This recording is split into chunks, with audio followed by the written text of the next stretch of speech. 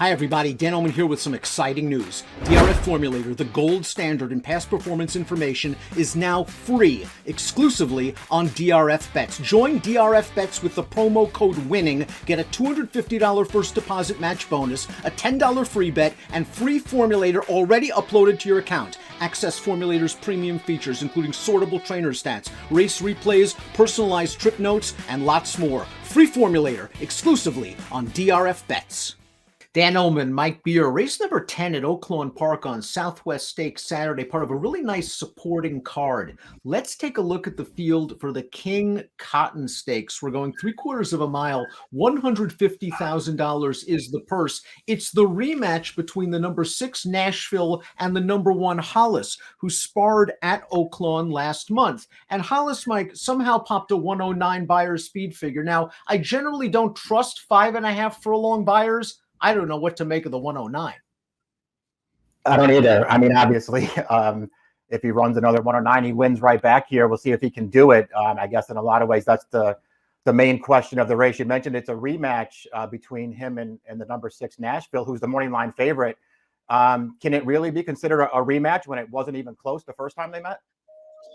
It certainly wasn't, but Nashville was coming off of a lengthy layoff. And as we take a look at the Timeform US pace projector, once again, Nashville is expected to make the lead. This was the scenario last time out. Nashville went to the front. Hollis was able to get to the outside. Hollis ran on by. And as a matter of fact, we're going to watch that race right now. Hollis, good performance in his first start of a 2-month layoff. He stayed close to Nashville's pace. He blows right by. 109, I'll take it with a grain of salt, but he ran very well. And at 4-1 on the morning line, that seems fair.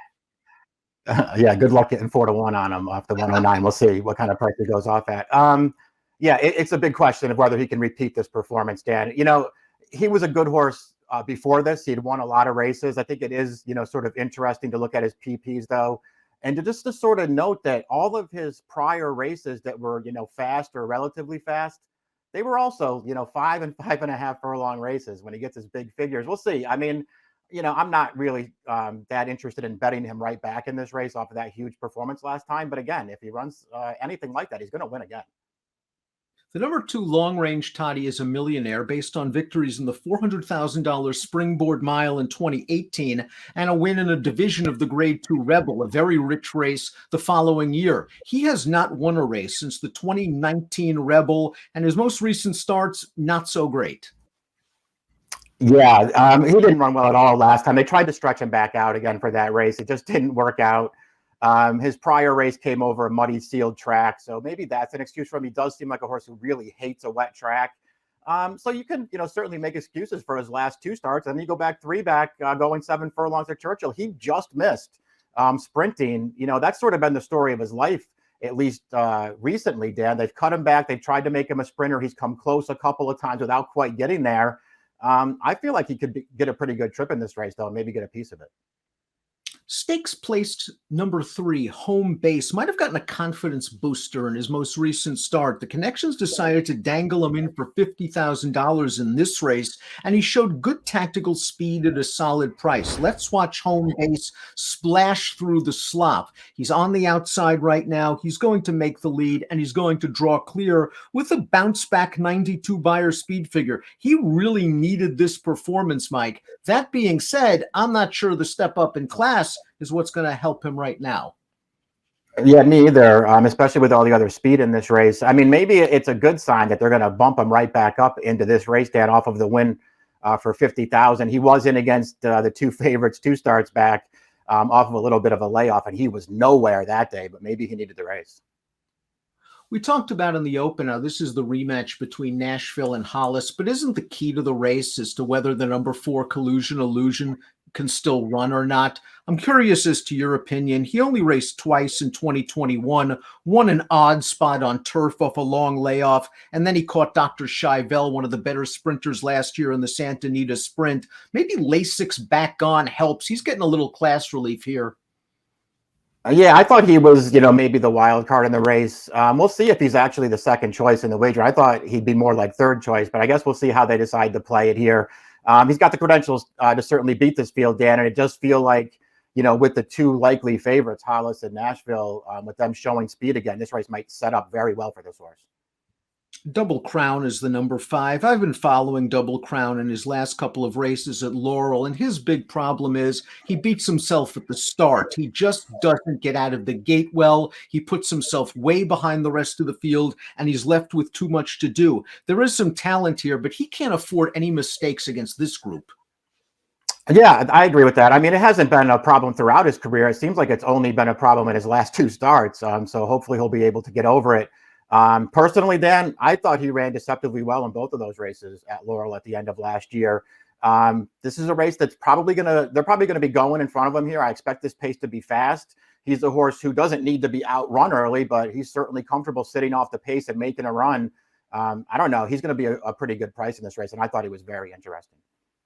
It's worth noting that on Maryland Million Sprint Day, 2 starts back, that was a severely inside speed favoring track, and Double Crown didn't break very well. He was very wide into the stretch, and he tried hard to finish a good second. And last time out, again, a similar situation, broke slow, wide. He stays close. He can kick late. Nashville began his career like he was going to be one of the next stars of this game. 3 starts, 3 wins, 2 triple-digit buyers. He was fancied so much that he was favored over Charlatan in the Grade 1 Malibu. That didn't work out. He went to the sidelines for a very long time. I guess you can look at his last race one of 2 ways. A, he needed it, or B, he wasn't very good. Yeah, true enough. I mean, I certainly understand anybody who wants to give him the benefit of the doubt and just say he needed a race off the layoff. He wasn't, fully cranked there. And he just didn't really run one of his good races. I suppose that's possible. To me, he's just way too hard a horse to take, especially if he's going to be the favorite again. He was a very exciting horse for about 5 minutes as a 3-year-old. And after that, he got his teeth knocked out by Charlatan in the Grade 1, and then he came back off the long layoff last time, and he was terrible in there. I know he lasted for second, but he never looked like he was going to win, and he had no fight at all, Dan. I don't know what's going to happen here. Maybe he'll just blast off and wire this field. I'm not betting him. Bob's Edge is the number 7. Stakes placed at Oaklawn last year, but this will be his first start against older horses. 5 furlongs didn't work out for him. Maybe it was a bit short last time out, but he is stepping up against older foes for the first time off a little bit of a layoff. I think this horse has a little bit of promise. I might want to see one before I get on board. Yeah, I sort of agree with you. I don't know if I want to bet him in here, especially at the morning line price, although I suspect he should drift off of that number. We'll see what happens. I do think he has some talent, and I don't think he's, totally impossible in here. I just really couldn't talk myself into him.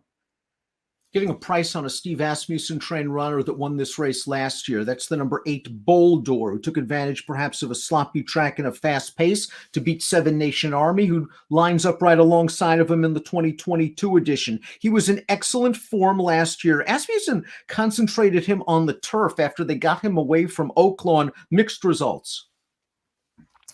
Yeah, I mean, it was interesting that they decided to make him a turf horse for, basically most of last year after he actually ran a couple of good races on dirt down here. I don't know, he was okay on turf, I guess, but I feel like he's probably just as good on this surface. Another horse who's probably just going to sit back here and make one run, Dan. I could use this horse.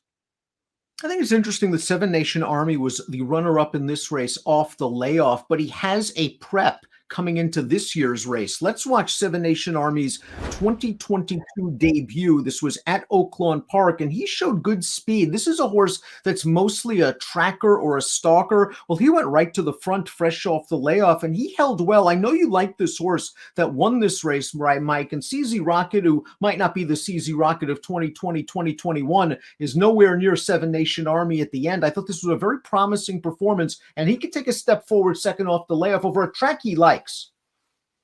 Yeah, I think all those things are true. I thought he ran fine last time. He just bumped into a horse who feels like maybe he's improving. I didn't think the pace was that fast, Dan. And, you could see there in the replay, just nobody was closing at those 2 horses at all. CZ Rocket just feels like he's really lost a step. I don't know. He ran fine last time. Again, he's another horse in here. I think he could easily win this race. They made him a great price on the morning line. I feel like if you like him and he's anything like that 8-1, you're just supposed to bet him. Top pick time for the King Cotton Stakes on Southwest Stakes Saturday at Oaklawn Park. Double Crown is Mike's pick. This pace might heat up a little bit if Hollis goes after Nashville early. Maybe even Collusion Illusion finds some of that speed. Double Crown. Hey, again, if he gets out of the gate, Mike, I think he's got a big shot. He just frustrates me because I've backed him at Laurel and he can't get out of the gate. I understand all that stuff. He probably needs to run maybe even the best race of his life to win, though, Dan. I'm a fan of his. I thought he started out with a lot of potential. I think he's run better than it looks in his last 2 starts. And listen, I'm not betting Hollis back in here. Maybe he'll just win. I want no part of Nashville. I just wanted other horses. I'll take Double Crown. Hollis, 109 buyer. Not sure we're going to get that on Saturday. Pretty sure we're not going to get that on Saturday. Maybe we get 105 to 2 odds. That wouldn't be the worst if people go overboard on Nashville. Mike's going Double Crown. I'm going Hollis in the King Cotton Stakes on Saturday. Good luck.